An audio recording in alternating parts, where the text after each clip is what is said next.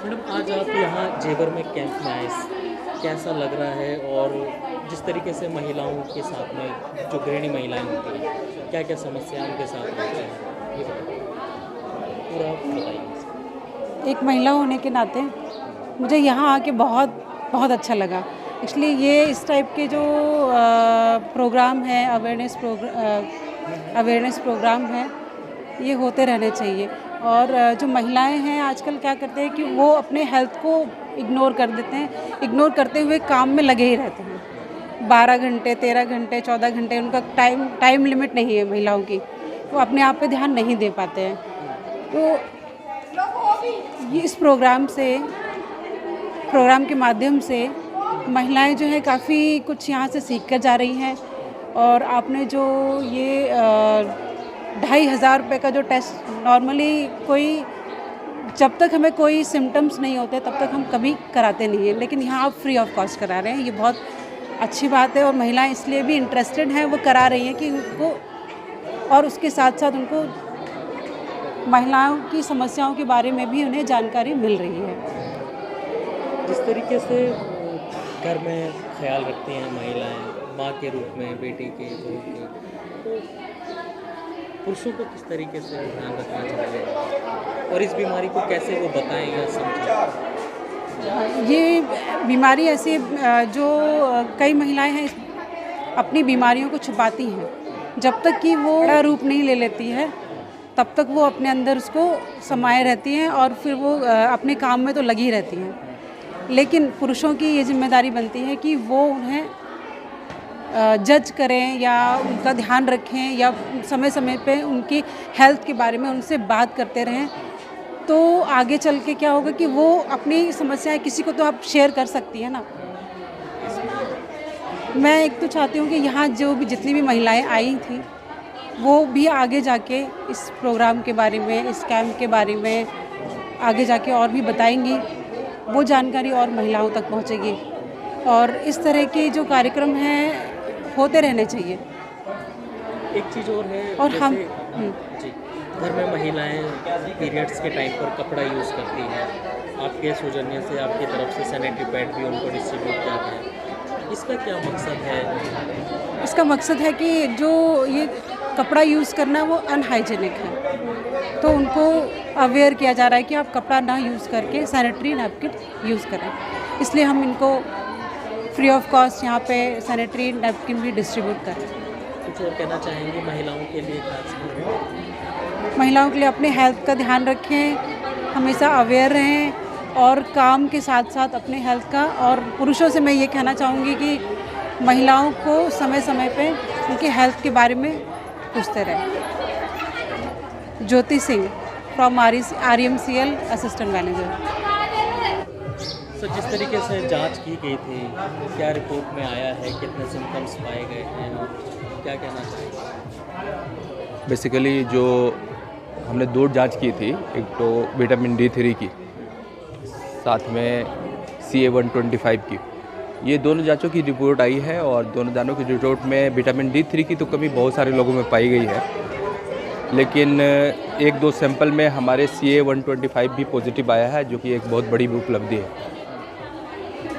किस तरीके से ट्रीटमेंट किया जाएगा, क्या सजेशन? ये तो प्राइमरी इन्वेस्टिगेशन है, पहले तो हम उस पेशेंट को आइडेंटिफाई करेंगे, फिर फर्दर उसके बहुत सारे आगे जांच होते हैं, उस जांच को फर्दर करेंगे, देखेंगे कि कौन से स्टेज में है, फिर उस हिसाब से फिर ट्रीटमेंट होगा। और क्या कहना चाहेंगे जिस तरीके से आज ये आखिरी दिन था, रिपोर्ट डिस्ट्रीब्यूट की गई, रिपोर्ट दी गई, फ्यूचर में किस तरीके से ऐसे प्रोग्राम होते रहें? देखिए, ऐसा है, एक बहुत बड़ी उपलब्धि है। अगर मैं एक सैंपल देखूं, किसी एक गांव में 500 मरीजों का हमने OPD से पिकअप किया और उन लोगों का इन्वेस्टिगेशन किया। इन्वेस्टिगेशन के बाद जो है हमें विटामिन D3 की तो बहुत कमियां पाई गई। गाँव में विटामिन D3 की कमी बहुत बड़ी बात है। दूसरी चीज़, क्योंकि यहाँ सूरज की रोशनी चारों तरफ है, लोग अमूमन सूरज में निकलते ही हैं, काम करने के लिए निकलते हैं, लेकिन महिलाओं में विटामिन D3 की कमी पाई गई। दूसरी चीज़ ये है कि CA-125 जो कि ओवेरियन कैंसर का एक मार्कर है, उसका पॉजिटिव आना एक एक 500 के सैंपल में ये बहुत बड़ी बात है। तो इसका मतलब ये कि आगे और हमें ज़रूरत है इन सारी इन्वेस्टिगेशन का फर्दर, मतलब एक लार्ज पॉपुलेशन को कवर करने की, जिसकी कोशिश की जाएगी। कौन कौन से कैंसर होते हैं, जैसे विटामिन डी की कमी से बताया आपने, और ये CA20? नहीं, विटामिन डी की कमी की वजह से डायरेक्टली तो कोई कैंसर नहीं होता। विटामिन D3 की कमी की वजह से ये है कि कैल्शियम की हमारी बॉडी में एब्जॉर्प्शन कम हो जाता है, जिसकी वजह से हड्डियाँ कमज़ोर हो जाती हैं। फीमेल्स में वो बहुत कॉमन है, ऑस्टियोपोरोसिस होती रहती है, जिसके वजह से उनमें जो है कैल्शियम की कमी की हमेशा से शिकायत रही है। इसके अलावा जो है CA125 की जो बात हम कर रहे हैं, CA125 से सबसे बड़ी जो वो है कि जैसे हमारे औरतों में बहुत सारे कैंसर्स हैं, जैसे कि स्तन कैंसर है, बहुत कॉमन है। लेकिन स्तन कैंसर जब भी आता है तो अगर फीमेल वो मतलब कुछ ना कुछ गांठ के साथ कंप्लेन करेंगी आपके पास। लेकिन और इसके अलावा सर्वाइकल कैंसर है, तो सर्वाइकल कैंसर में क्या है कि बहुत ज़्यादा ब्लीडिंग होना, माहवारी में काफ़ी ज़्यादा ब्लीड होना, ऐसे भी बीच बीच में ब्लीड हो जाना, ये बहुत ही कॉमन है। लेकिन जो ओवेरियन कैंसर है, ओवेरियन कैंसर में ऐसा नहीं है। वो सिम्टम्स वेग टाइप के सिम्टम्स आते हैं, लाइक कि पेट में दर्द है, और धारणा है लोग पेट में दर्द को एक ही चीज़ मानते हैं, गैस, और उसके इलाज कर लेते हैं। अमूमन यही भी कॉज होता है। उसके अलावा जो है जब ये सिम्टम्स काफ़ी स्क्रीनिंग अगर नहीं होगा तो लोगों को पता नहीं चलेगा कि क्या है। जब तक उनको पता चलेगा तब तक काफ़ी लेट हो जाएगा। इसलिए इस स्क्रीनिंग का बहुत इंपॉर्टेंट हो जाता है, ख़ासतौर से ओवेरियन कार्सिनोमा में फीमेल में। ये एक जागरूक करने के लिए जो घरेलू महिलाएं हैं, किस तरीके से वो इसको पहचानें या क्या ध्यान रखें शुरू में? देखिए, ऐसा है कि हमने जो है यहाँ वॉलंटियर्स जो भी आए उनको जागरूक करने के लिए हमने बहुत पॉइंट्स बताए हैं, और उनको शिक्षित करके हम ये जब गाँव में जाएंगी तो जागरूकता फैलाएंगी। महिलाओं के अंदर एक जागरूकता होगी कि भैया हमें भी आगे बढ़ना है।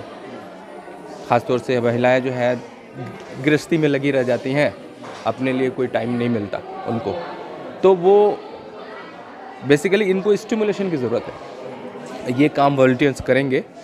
अभी तो धीरे धीरे करके, मतलब जैसे एक कैंप यहाँ लगा, और भी ज़रूरत है आगे चल के अलग अलग जगहों पे इस तरह के कैंप लगाए जाएं और वहाँ के लोगों को जागरूक किया जाए कि भाई इस तरह की भी एक कोई बीमारी होती है जो कि पहले से आइडेंटिफाई हो सकता है, और पहले से अगर आइडेंटिफाई हो जाए तो अर्ली क्योर हो सकता है।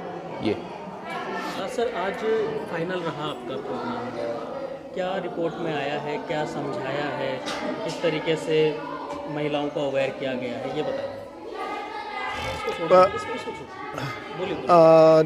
आज हमारा जो ये जो दिन रहा, सबसे बहुत ही ज़रूरी काम के लिए जो आए थे वो आज हम संपूर्ण कर रहे हैं, मतलब क्लोज कर रहे हैं। और सबसे ज़रूरी चीज़ ये था कि लोगों का जान बचाना है और लोगों का तकलीफ़ हल करना है। तो ये दोनों काम, ऑब्जेक्टिव पे जो काम चल रहा था वो अच्छे तरह से हमने निभाया और कर लिया है। सबसे पहली बात, अगर बात करें कैंसर का, ओवेरियन कैंसर के लिए, तो हम जितने सारे टेस्ट करते हैं, जिनका नंबर बहुत कम था, फिर भी हमने एक का तो ढूंढ के निकाल ही लिया। तो उसके लिए हम जो करना है, आगे जो भी प्रोसेस रहेगा उसका इलाज के लिए, उसका आगे टेस्ट के लिए, वो सब हम करेंगे। एक पेशेंट मिला है कैंसर? बिल्कुल जी, मिला है। अब रहा नंबर 2 की विटामिन डी का।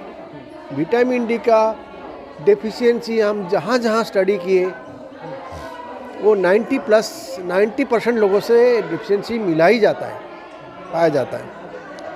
तो ये भी यहाँ पे भी आया। मुझे लगता है इस बार ज़्यादा लग रहा है हमें, 95+ जा सकता है, क्योंकि डेटा कंपाइल करने में टाइम लगेगा। आज हमने सारे डेटा रिपोर्ट दे दिया है, लेकिन डेटा कंपाइल नहीं हुआ, लेकिन 95+ जाएंगे। इसका सबसे बड़ा फ़ायदा होता है कि इसका इलाज बड़ा सिंपल है। भाई तुम विटामिन डी का ले लो, कैल्शियम ले लो, तो ये सारे मामले का हल निकल जाता है। और बहुत ही जो लोगों का जो मेन प्रॉब्लम आता है हमारे, जो हम देखते रहते हैं लेडीज़ के, जो बैक एक और लेग पेन, ये पेन वो पेन सब, जो वो पूरा ये कोर्स स्टार्ट करते ही बिल्कुल ठीक हो जाता है। ये बहुत बड़ा उनको फ़ायदा मिलता है और इससे होगा। और अब सबसे बड़ा ज़रूरी चीज़ है कि हम करते तो सिर्फ 500 लोगों का, क्योंकि हमें फंडिंग एजेंसी में इतना ही मिला था पैसा, तो हमने उतना कर लिया। लेकिन ये 5 लाख तक पहुंच गया, क्योंकि हम जिनको टेस्ट कराए, उनको अवेयर कराए, बताया गया कि ये इस तरह होता है, ऐसा प्रिवेंशन होता है, ये बात फैलेगी और सारे जगह फैलेगी। हम उनको बोल रखा है, आप आगे बात फैलाइए, जान बचाइए, हल जो प्रॉब्लम परेशानी उसे निकालिए। ये 500 से 5 लाख 10 लाख लोगों तक ये पहुंच जाएंगे। यही हमारा सबसे बड़ा लक्ष्य था, वो हमने अचीव कर लिया। कोई और संदेश महिलाओं के लिए अवेयर करने के लिए, उनको अपनी बीमारियों से? हाँ, तो उसके साथ हमने जो ज़्यादातर अनीमिया के लिए भी टेस्ट कराया और ऑक्सीजन लेवल के भी टेस्ट कराया। ये सब तो कॉमन प्रॉब्लम के लिए तो हमने उनको, जिस दिन हमारे कैंप हुए थे उसको हमने देखा भी है, एडवाइस भी दिया है, ये सब हमने कर चुके हैं। तो ये आज जो था, आज रिपोर्ट देने का था, जो भी डेफिशिएंसी है, क्या करने पड़ेंगे क्या नहीं करेंगे, उनको सब बता दिया गया है और ये बहुत ही अच्छा सक्सेसफुल रहा। आज फाइनल रहा प्रोग्राम, आज के बारे में बता दीजिए, कैसे रिपोर्ट दी, क्या था, कैसे? आज हमारा जो था प्रोग्राम फाइनल था। एक्चुअली हमने लास्ट 2-3 तारीख को हमने किया था, जो टेस्ट किया था उसको आज रिपोर्ट सारे सबको दे दिया है।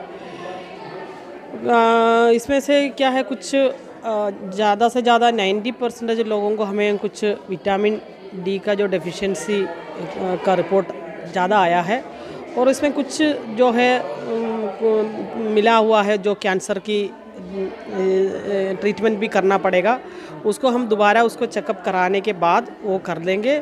वो हमने उनको समझा दिया, इसमें से जो जिनका निकला हुआ है उसके लिए हम उनको टाइम बोल के उनको बुलाया है, बता दिया है क्या क्या करना है, वो समझा दिया है।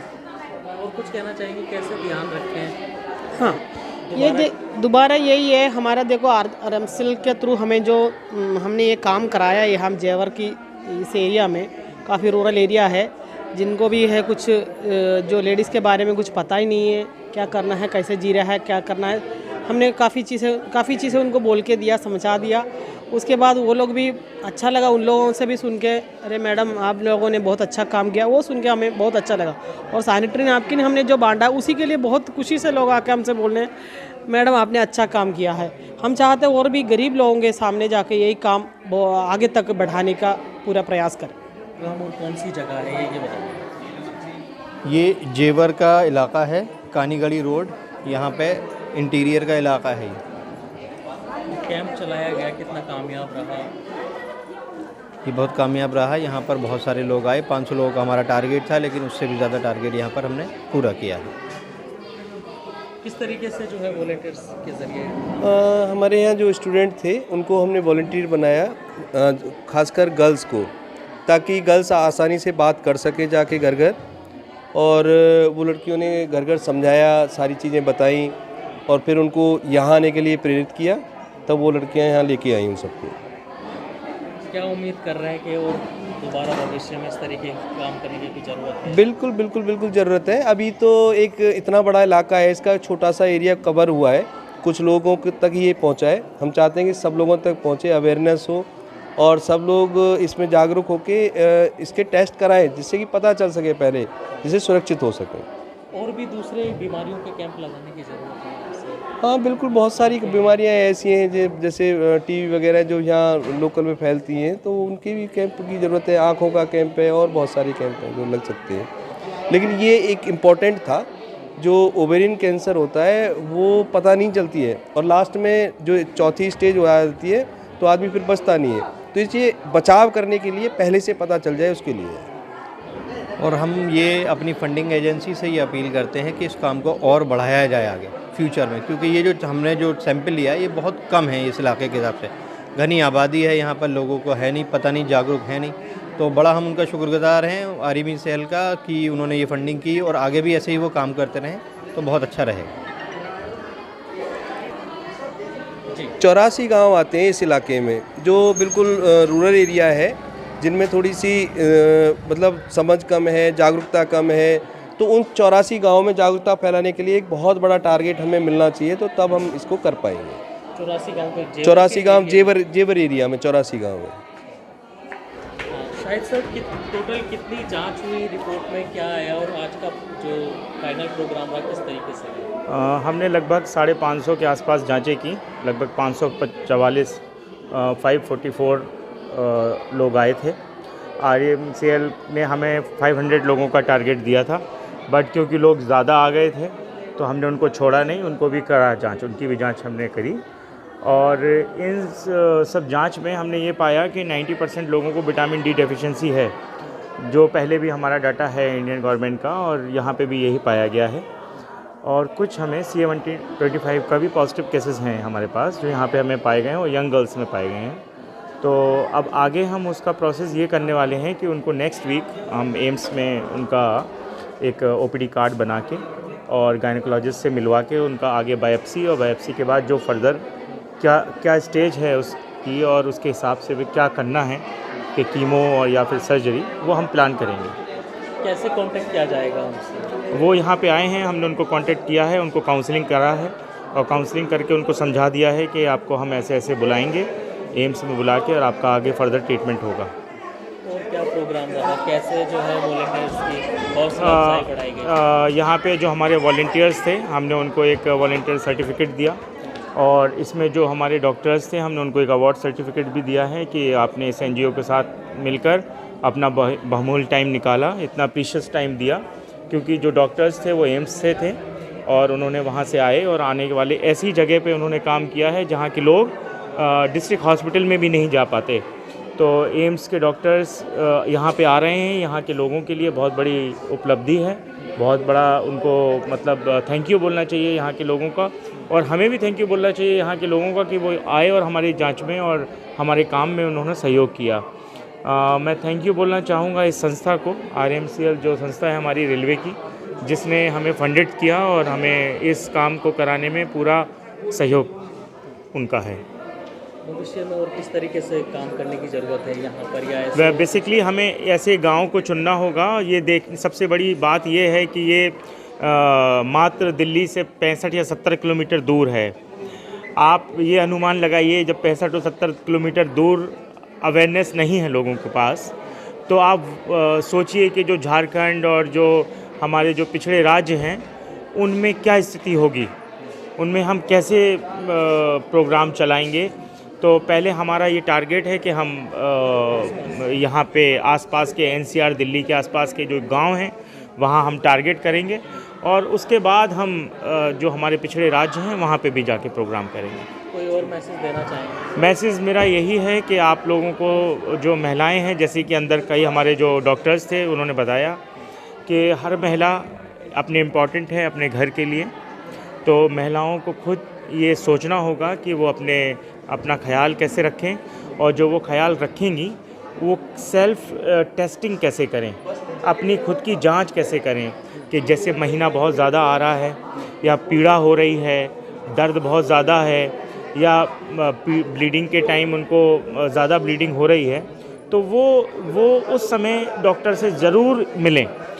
या आपकी ब्रेस्ट में, छाती में कहीं कोई गांठ है, कहीं कोई मिल्क पदार्थ वापस आ रहा है, कहीं कोई पानी की तरह आ रहा है, या रेडनेस हो रही है, या निपल में पेन हो रहा है, तो वो ये सब जो है कारण है शुरुआती चीज़।